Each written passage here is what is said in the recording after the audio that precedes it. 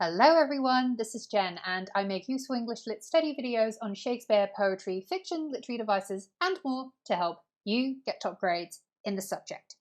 So in this video today we are going to be looking at another quick quotation from Robert Louis Stevenson's novel The Strange Case of Dr. Jekyll and Mr Hyde, which a lot of you will be studying for your GCSEs or equivalent. I've chosen a quotation from chapter 2, The Search for Mr Hyde, the one about Mr Utterson's reflections immediately after he meets Mr Hyde for the first time. I'm just going to quickly read through this passage, but feel free to jump ahead to the analysis section if you wish to read this yourself instead.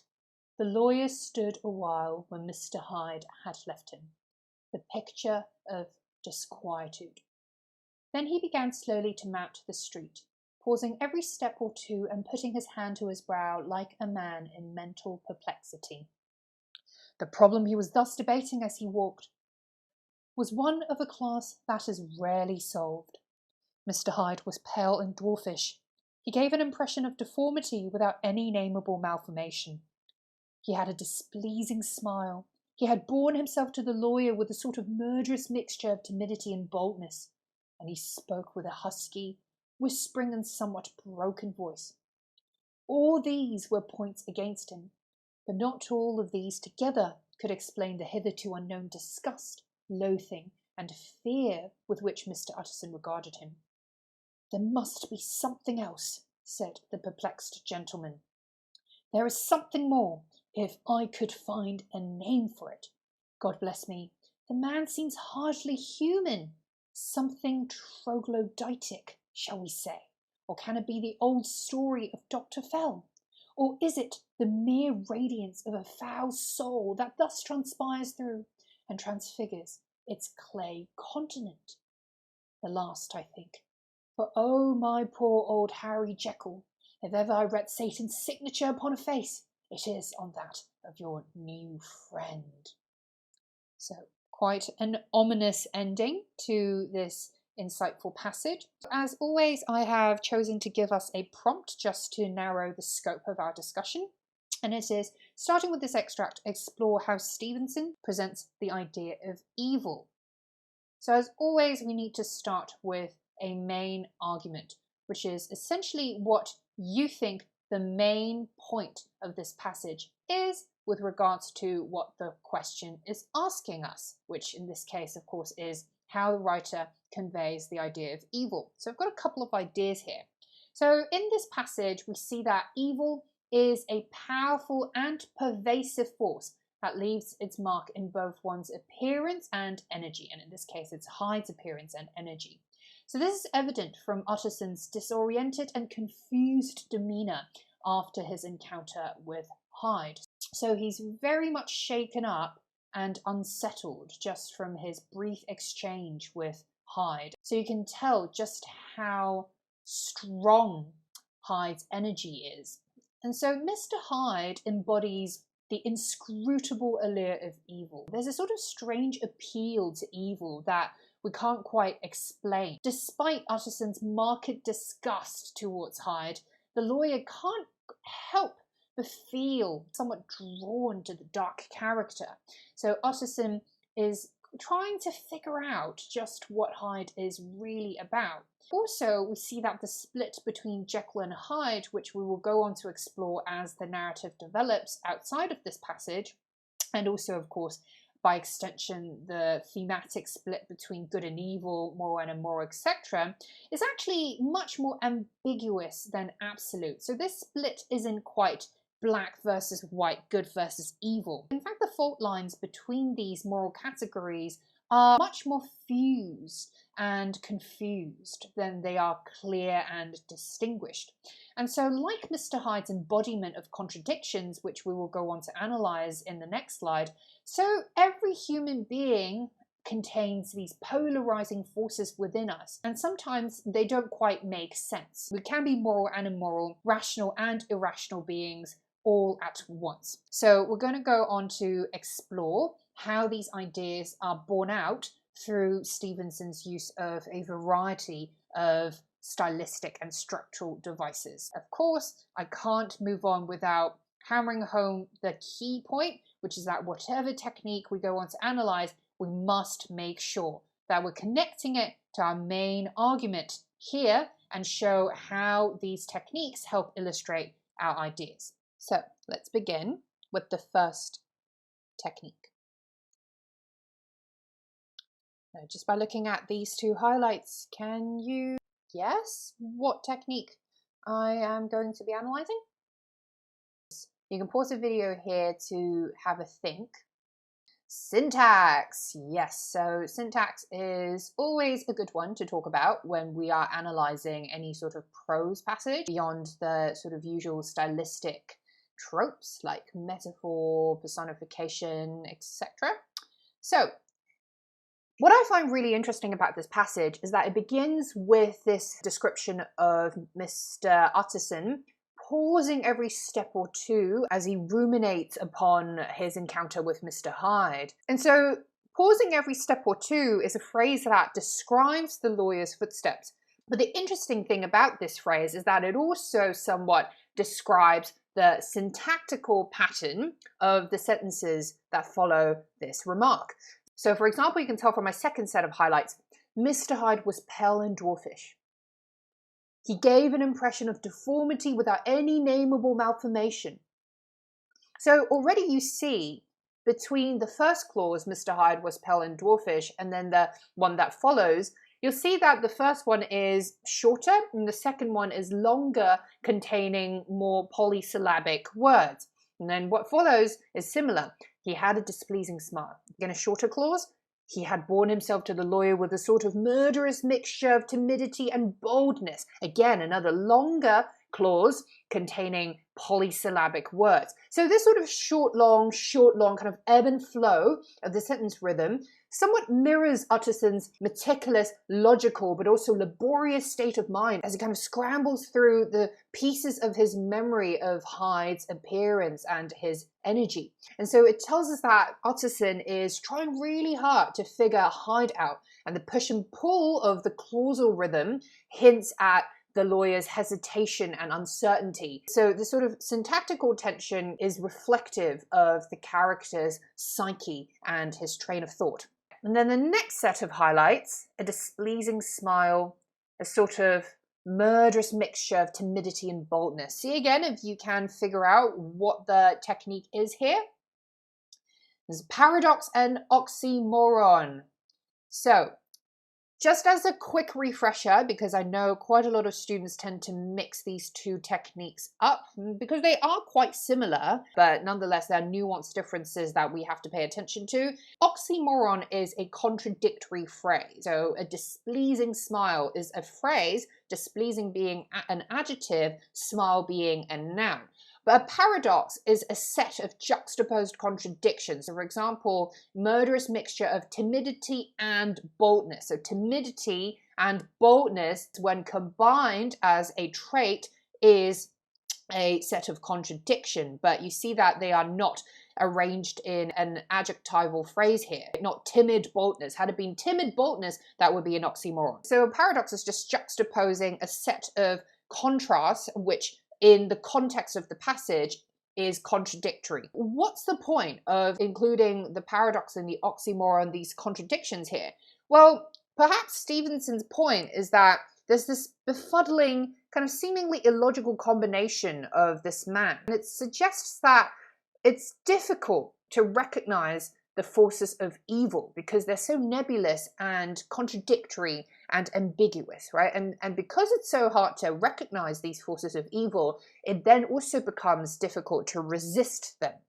And of course, that stretches out to a broader idea of humans naturally being more liable to the temptations of evil. For example, maybe here, even with Utterson, he's trying hard to figure out what Hyde is all about, but at the same time, he finds it really challenging and all at once feels this incredibly strong energy coming from Hyde, this sort of energy of evil.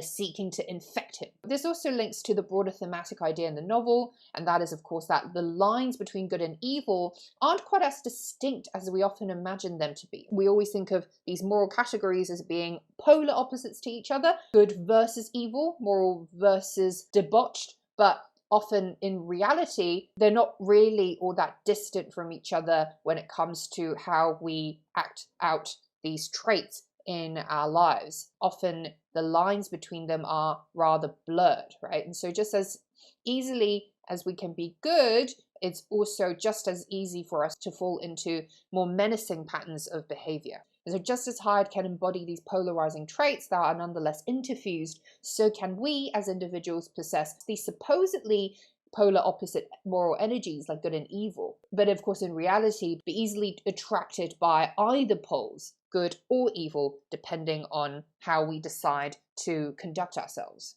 Moving on to the next set of techniques. So perhaps the savvy ones among you will have noticed that these highlights share a common word, and that is something. So what could the related technique be? Not quite repetition, but actually ambiguity. So you see in Utterson's murmurs when he says, oh, there must be something else. There is something more if I could find a name for it. Something troglodytic, shall we say. So whenever we use the word something, the implication is that we are reaching for a more concrete reference, but to no avail, right? And that's why we have to settle for this vague, woolly alternative, right? Something. Can't quite put our finger on what that thing is. So the repetition of this word suggests that there's a certain ineffable quality to Hyde's ugliness, and ineffable means what cannot be described.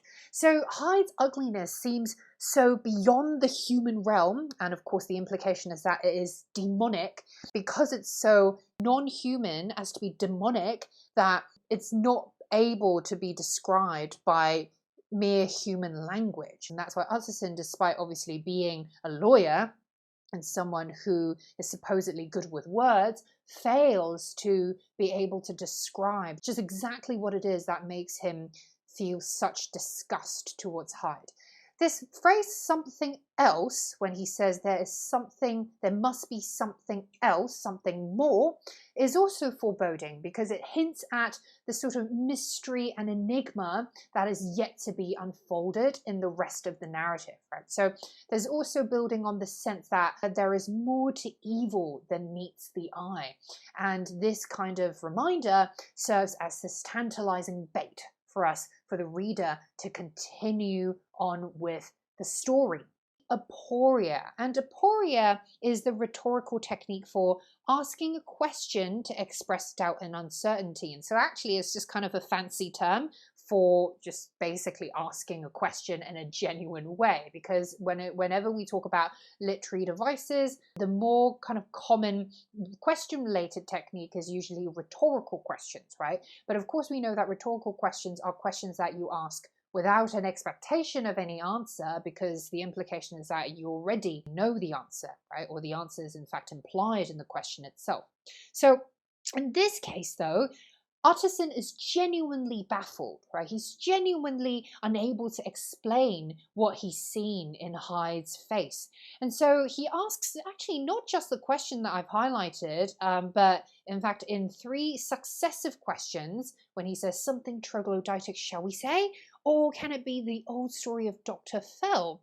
Or is it etc., etc.? So these 3 successive questions that Utterson poses about Hyde's real identity reveals his fascination but also his frustration over this enigmatic character. And it also implies his dedication to finding out the truth about Hyde's troubling persona and to peeling off these layers that Hyde seems to be, well, no pun intended, hiding. In the next set of quotations I've highlighted, the lawyer said the perplexed gentleman, and a foul soul. What could the technique possibly be? And so it's antonomasia, so fancy term. But basically antonomasia is the substitution of someone's real name with a descriptive phrase. So in this case, the lawyer and the perplexed gentleman would refer to Mr. Utterson, and a foul soul would refer to Mr. Hyde. So what's the purpose of using antonomasia here? Well, perhaps one effect is distancing. So it distances the reader from Utterson's perspective, because here we're very much involved in Utterson's perspective as he laboriously tries to figure out just exactly what it is that he finds so troubling about Hyde. By temporarily referring to him not as Utterson, but as this separate, distinct character, the lawyer or the perplexed gentleman, Stevenson provides us with a more detached and therefore objective point of view to examine the impact of Hyde on Utterson's composure and demeanour. We're able to see just what the sort of physical and mental and emotional effect of evil is on the human demeanour. And it also forebodes, in fact, the loss of identity that Jekyll will go on to suffer by him becoming too attached to his alter ego, which is, of course, Hyde.